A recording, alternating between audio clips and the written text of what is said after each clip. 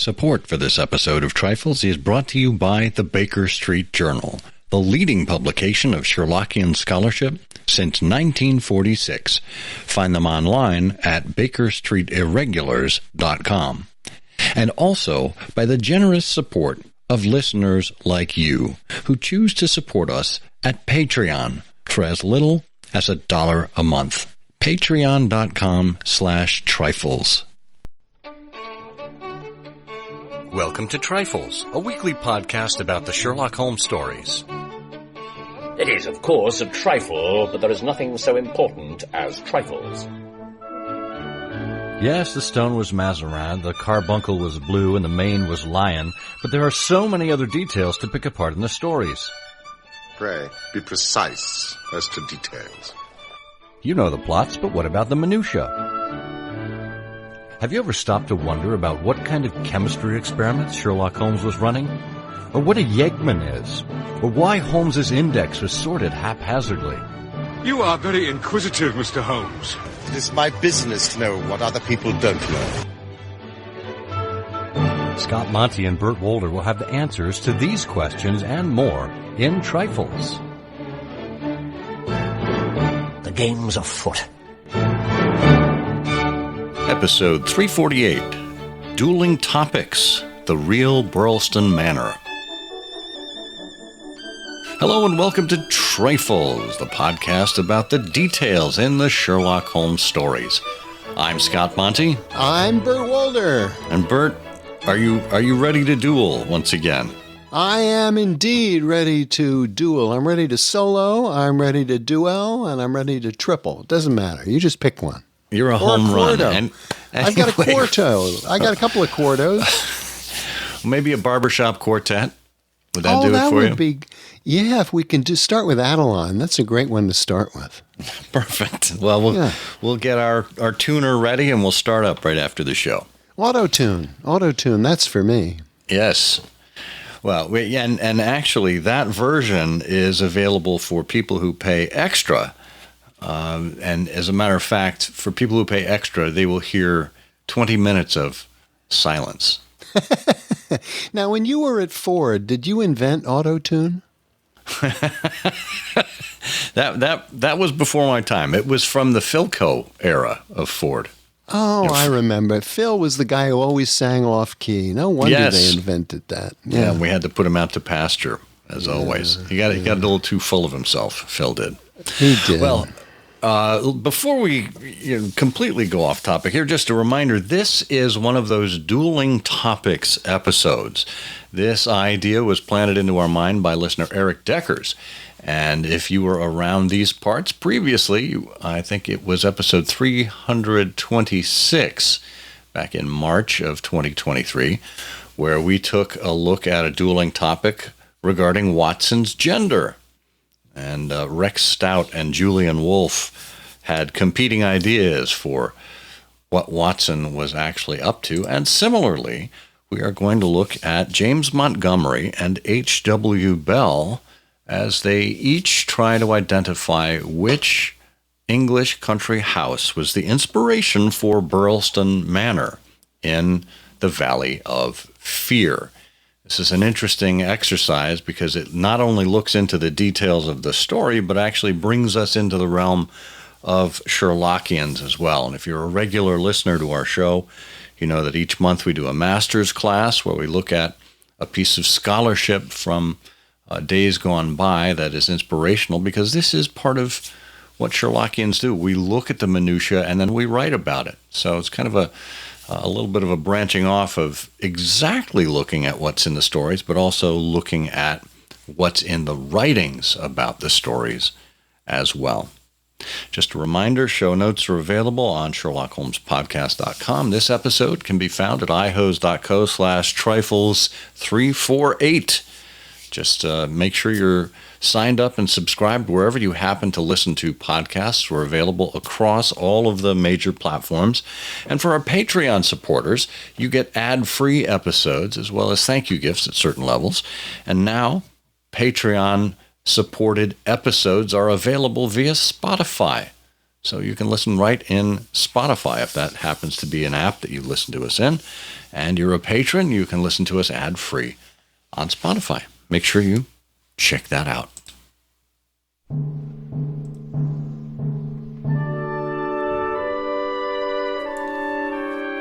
Well, this is one of those interesting ones because I kind of backed into it. I was looking at one of James Montgomery's Christmas annuals.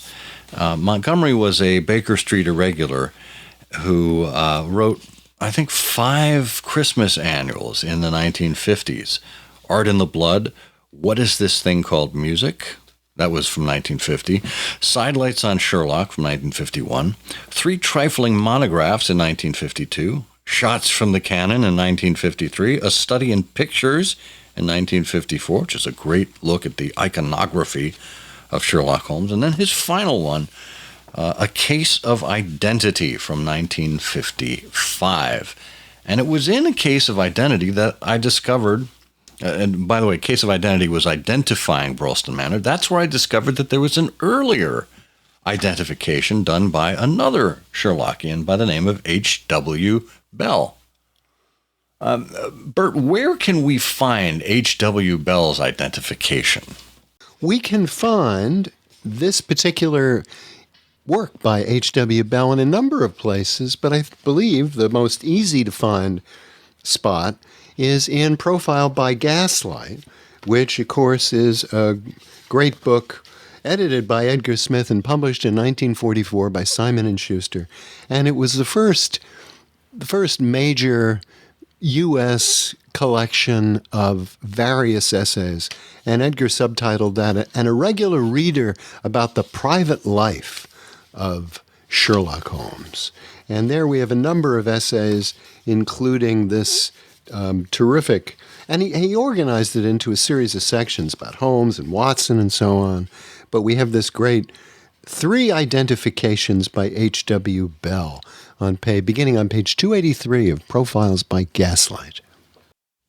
Excellent. Well, that's a great place to start. And H.W. Bell looked at Birlstone Manor in a very traditional way. He says, we're told that Birlstone Manor was situated a half-mile from the village of Birlstone, a, quote, cluster of half-timbered cottages on the northern border of the county of Sussex, end quote, which is about 10 or 12 miles from Tunbridge Wells.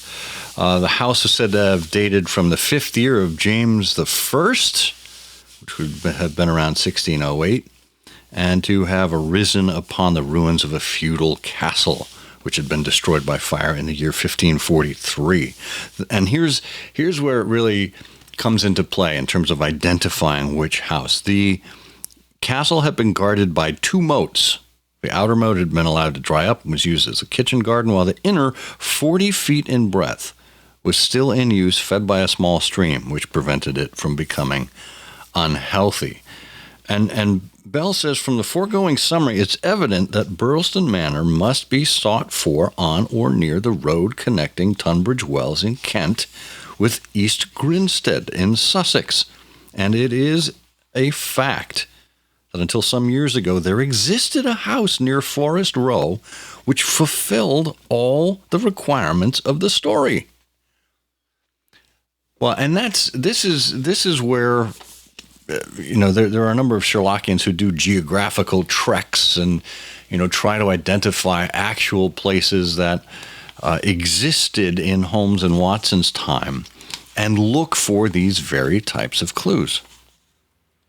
Yes, and it's I'd really like to underscore that. That is a great point, because this again is, gathered in a book here in the 1940s. So in the context of the hobby, the Sherlockian hobby, this is so symptomatic because, in fact, in Edgar's little introduction to this essay in Profiles by Gaslight, he points out the fact that disputation and argument is no stranger to the Sherlockian world, particularly H.W. Bell, who had this prior disagreement, battling papers with Dr. Gray Chandler Briggs about the true location of 221B Baker Street. So this is just a wonderful example. And to your point, it does continue today. The Franco Midland Hardware Company, which was very active as a corresponding society of Sherlockians in the 1980s, but certainly in the 90s with Philip Weller, spent a lot of time on geographical explanations in different parts of England, mapping and deciding and photographing and coming to conclusions about the location of this, that, and the other thing. So here is H.W. Bell out in the country telling us Forest Row, this has got to be the place because it's 12 miles and 6 furlongs from Tunbridge Wells, and half a mile to the west are the remains of Brambletie House and Brambletie Manor, and the latter building, which was abandoned after the erection of the much larger Brambletie House in about 1631, was reoccupied before the end of the 17th century, when the newer and far more pretentious mansion was allowed to go to ruin. And so, in 1826, he describes how the houses, were described in a publication, and then actually turns to illustrations of the old manor house, the moated house at Brambletie. Yeah, and this etching is from 1809. Let's remember that people like H.W. Bell and James Montgomery and a lot of the Sherlockians in the 30s, 40s, and 50s, they were a lot closer to this time period, obviously, than we are now. And there were certainly still remnants of some of these buildings left. I know this discussion you mentioned between Bell and Gray Chandler Briggs about the true location of 221B, that was done before World War II, when much of certain sections of London were leveled by the German bombing. So they had access to some of the more contemporary or contemporaneous buildings than we do today. And this etching, as you say, the moated house at Brambletie, was dated 1809. And he says, however, by 1827 at the latest, the original arrangement had been restored. For it's written in the Mirror of Literature, Amusement, and Instruction that it will be seen from the accompanying woodcut, that the moated house was furnished with a ponderous drawbridge and other fortifying resources. And Bell says this drawbridge was the one that Douglas described in The Valley of Fear. And it's the one that was replaced after his death by a bridge of stone. And he said it is, in fact, all that now remains of the building. Yeah, and that's sort of the sad part of this, because as much as we love H.W. Bell, this is one of his rare cases, I think, in one of his essays where he sort of runs out of gas. He says, nothing is left here. So, he's talking about where the moat was and Watson's description of the moat, and says, one cannot but regret the destruction of this ancient house. The loss of the hide hole where Charles II is said to have taken refuge for several days during the Civil War is deplorable, for it was of the unusual ground floor type of which relatively few examples remain. And then he talks a little bit about the builder of the original castle, but sort of runs out of gas here. However, he does have a footnote at the end of this section of his essay here. He says, a certain Conan Doyle, who is supposed to have been Watson's literary agent, lived for some years in the neighborhood of Forest Row. Well, as if that ties up all the loose ends. Yeah. That's it. He just dusts his hands off and that's it. QED. Yeah. But it's interesting because I guess it would have been about a decade and a half later. There was a serendipitous meeting by a couple of Sherlockians and a wonderful discovery And we'll pick up on exactly what that was and what it meant right after this quick word. The Baker Street Journal has undergone minor changes from time to time, but the good news is it still looks and feels the same as it has over the last decade, even though it has a new editor. Dan Andriacco brings the sensibilities of a journalist, editor, and lifelong Sherlockian to the BSJ as he takes over for Steve Rothman, who spent 23 years in the editor's seat. In his outgoing editorial, Steve reminds us about the attraction and staying power of the Baker Street Journal. When I started reading submissions for the Journal in the autumn of 1999, I was impressed by their quantity and quality. 23 years on, that judgment hasn't changed. I am regularly amazed by Journal's writers' ingenuity. They are curious, imaginative, and widely read. And he's absolutely right.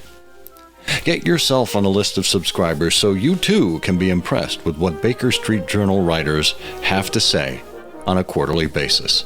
Simply go to bakerstreetirregulars.com and sign up today.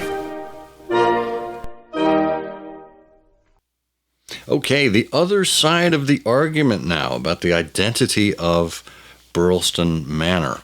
I recall that H.W. Bell had his identification there based on geography alone and a remaining stone bridge that went over a moat. And here we have James Montgomery, who in his final Christmas annual from 1955 called A Case of Identity comes on the scene, and he says time and neglect have obliterated all of what Bell described, applying to Brambletime, but the Holmesian world has for years been grateful to Mr. Bell for establishing the scene of the crime, a spot which had once seemingly fulfilled all of the conditions demanded by the story. But the truth must always prevail in the end, and it is no reflection upon Mr. Bell's ability or integrity to find that his Birlstone identification, brilliantly logical though it appears to be on all counts, is not correct after all. Lest you, dear astounded Sherlockians, refuse to concede the shattering of a universally accepted belief without the presentation of foolproof evidence to that effect, let me say once that such evidence will be forthcoming herewith, supplied by no less an indisputable authority than Sir Arthur Conan Doyle himself. Bum, bum, bum. Yes. So how does Montgomery say that he got this indisputable evidence from Sir Arthur Conan Doyle? Well, this is really just wonderful, and it's indicative not only of this particular age. I know we dwell on this, from time to time, but it's worth dwelling on. This is, of course, 1954 that Montgomery is writing this. It's his last, unbeknownst to him, because he's sadly about to die of a heart attack. But it's his last Christmas annual, a series of Christmas annuals. And it's indicative, too, of the friendship and the community of Sherlockians. Because what happens here, Montgomery writes, is that in August 1954, he stops off in Boston on his way home from a vacation in New England to have lunch with my good friend Jim Keddy, the cheetah of the speckled band. And that's someone that you, Scott, know a good deal about. He says Mr. Keddy can always be relied upon to come up with something special in the way of Sherlockiana. But this time, he fairly outdid himself with the suppressed excitement of one who knows he is about to explode a bombshell. He handed over for my inspection 3 leaves extracted by some unknown vandal from a second impression of The Valley of Fear published in 1915 by Smith Elder and Company of London. So this is the second printing of The Valley of Fear, 1915, published by Smith Elder and Company of London. And what Keddy has is 3 pages from that book. The rest of the book he doesn't have. The first leaf, Montgomery says, contained the half-title, and the second, the frontispiece by Frank Wiles, showing Holmes fitting the murdered man's slipper to the blood mark on the window. Now, all of this he reprints in his Christmas annual here. And the third consisting of the title page himself. So he's got the frontispiece, a half-title, and the title page of this book and nothing else. And this is what Keddy is showing to Montgomery. At this point, says Montgomery, my friends, take a deep breath, for assuredly you are going to be as stunned as I was. And he says, written upon that title page in Sir Arthur's neat and unmistakable script was the following inscription. With all kind remembrance from Arthur Conan Doyle, who hopes you have pleasant memories of Groombridge House, which is the old house herein described. June 22nd, 1921. Well, so there we have it. Conan Doyle himself admits the name of the house that inspired the house herein, which was the Valley of Fear, Birlstone Manor, directly from the author's pen himself. Doesn't get much more authoritative than that. Yeah. Now Montgomery digs into this because he's got a footnote here. He says, Keddy says, a reliable autograph dealer had first supplied the pages, but even the dealer himself did not know who had torn them from the book, and the footnote is to the name of the dealer, which is Forrest H. Sweet of Battle Creek, Michigan. Now, of course, you must quite recently have gone to Battle Creek, Michigan to try to find the descendants of Forrest H. Sweet, haven't you? I did, and all I could find were frosted flakes. Of course, Battle Creek being the headquarters of the Kellogg Company. Yeah. But here's where I think it gets more interesting, because what Montgomery, not satisfied with simply having Arthur Conan Doyle's own testimony or testament to the truth of this fact, he gives us the visual proof and supplies it with a few paragraphs as well, describing what he found. And he did some research, and he's got his own photographs. He has photographs from he says his friend John Clayton, who lives in Sussex, within easy driving range of both Brambletie and Groombridge, and he basically set Clayton off on an errand to capture some of these images for him and to see if it could be verified along with Conan Doyle's own admission. Yeah, and we get this report thanks to Montgomery of Clayton's activities. Clayton first discovers the village of Groombridge, situated on the northerly slopes of Ashdown Forest, once famous as a royal hunting ground, is only about 3 miles from Tunbridge Wells. And Conan Doyle placed Birlstone 10 or 12 miles from Tunbridge Wells, so, that's interesting. The village is located in 2 counties, the newer half in Sussex, the older part, including Groombridge Place itself in Kent. And we find that Clayton could find no trace of the inn, the Westville Arms, where Holmes and Watson shared a room, and so on and so forth. And so off we go. He compares part of the ancient Manor House of Birlstone, which is in the case that Watson gives us. Watson had said that it dated back to the time of the First Crusade, and that this was destroyed in fire by 1543. And then we've got, the rest of the description. Watson had mentioned smoke-blackened cornerstones were used when a brick country house rose upon the ruins of the feudal castle. And, we're reminded that Holmes buys a 1-penny account of the old building from a local tobacconist, and we get some more dates about all that. And so having reviewed the notes that Watson has given us about the location, Montgomery then takes us into the real factual history of Groombridge Place. Yeah, and he says the factual history is no less romantic than the fictional past invented by Conan Doyle for Birlstone. We learn from the short account, purchasable for sixpence from the local tobacconist, that a Saxon noble named Groman built a castle here and surrounded it with a moat.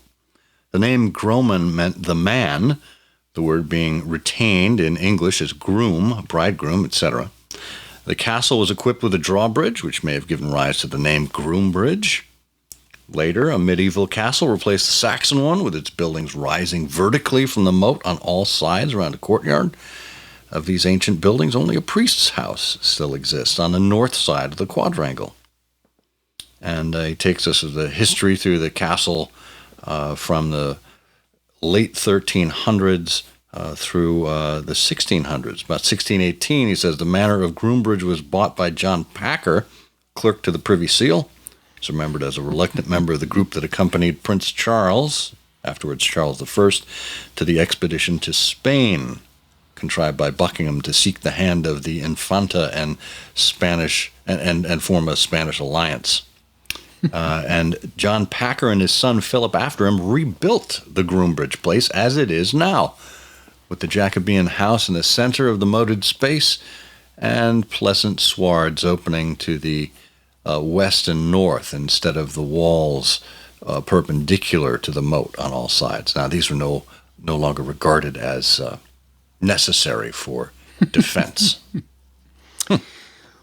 Well, we'll sort of get on our skates here and sort of hurtle here to the end, because Montgomery just goes into an enormous amount of detail, very welcome detail and fun to read about the history, more of the history of the place. But what's going on here is Montgomery says to us, thanks to the indefatigable researches of my friend Clayton, he was able to secure for me an invitation for my wife and me to visit the place in the summer of 1955. So this really is sort of the crowning achievement of Jim Montgomery's Sherlockian life. And in July 16, he tells us, 1955, he turns up in the gateway that leads to the hallowed spot. And then we have an enormous amount of detail about the house and so on, and his conversations with the family. You know, the family is now the Mountain family, and it's Mr. Mountain who is in residence at Groombridge.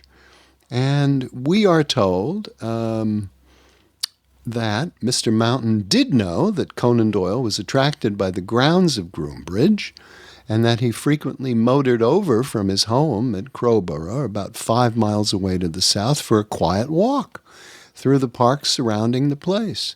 On one of these visits in the middle 1920s, Sir Arthur, then in the spiritualist phase of his career, reported in the Kent and Sussex Courier that while he'd been standing by the edge of the moat at a spot overlooking a small door in one of the outbuildings rising from the water, a ghostly ostler dressed in the livery of the 18th century had suddenly appeared in the doorway and had walked across the moat to him. And Sir Arthur had some conversation with this apparition, finally taking the ghost back with him in his car to Crowborough. What happened then was not revealed, but the episode succeeded in rather disturbing the minds of the manor's domestics when they read the account in the newspaper. And you know, before that, of course, Montgomery points out that to the best of Mr. Mountain's knowledge, Conan Doyle had never been inside the manor. And however, the Mountain family acquired the place in 1919, and the Valley Affair was written in 1914, so it could well be that the first-hand acquaintance with the interior, if it happened, had been made by Sir Arthur during the manor's previous ownership by the Saint family. So there we are, even down to the ghost, the 18th century liveried wearing ghost. That's great. And Montgomery, you know, in his trip there, did have the opportunity to go inside, and you can imagine the excitement of someone who is exploring something that he knows for a fact inspired Conan Doyle. He says, "From the moment we set foot across the threshold of the house itself, the atmosphere of murder and mystery so vividly created by Conan Doyle held us in his spell. Although none of the rooms in the main part touched directly upon the moat, one or two, particularly a small study to the right of the front entrance, another larger room to the left, seemed to meet most of the conditions demanded. Their dark paneling might well have concealed a hide hole, as yet undiscovered in Groombridge, while behind the long draperies which framed the windows, one could almost see the tip of Ted Baldwin's muddy boot as he waited, poised and tense, for the sudden spring that would launch his vengeful attack upon the man who exposed the dead scourers so many years before." Well, so there you have it. We've had a walk through the English countryside. We've had H.W. Bell's prior identification. We've had this remarkable discovery of a book in which Conan Doyle actually wrote that Groombridge House was the house described herein. And we have the last of a whole series of wonderful Christmas annuals by James Montgomery. But Montgomery isn't done. He's got a last word that he has at the end of this. An additional note from my dispatch box. He says, at the end of Chapter 3 of The Valley of Fear, Sergeant Wilson of Birlstone makes the following remark about his superior officer, White Mason, the chief Sussex detective. "White Mason is a smart man. No local job has ever been too much for White Mason." And Montgomery says, in 1955, I strolled past a doorway in the high street of East Grinstead in Sussex. On the door was a brass plate bearing the words, "White and Mason, Solicitors." I don't claim this proves anything at all.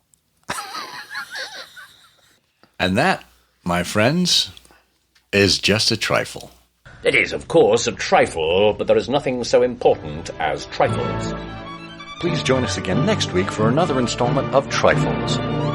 Show notes are available on SherlockHolmesPodcast.com. Please subscribe to us on Apple Podcasts and be sure to check out our longer show, I Hear of Sherlock Everywhere, where we interview notable Sherlockians and share news of the Sherlockian world. You take my breath away, Mr. Holmes. Grey archways, mullioned windows, and all the venerable wreckage of a feudal keep.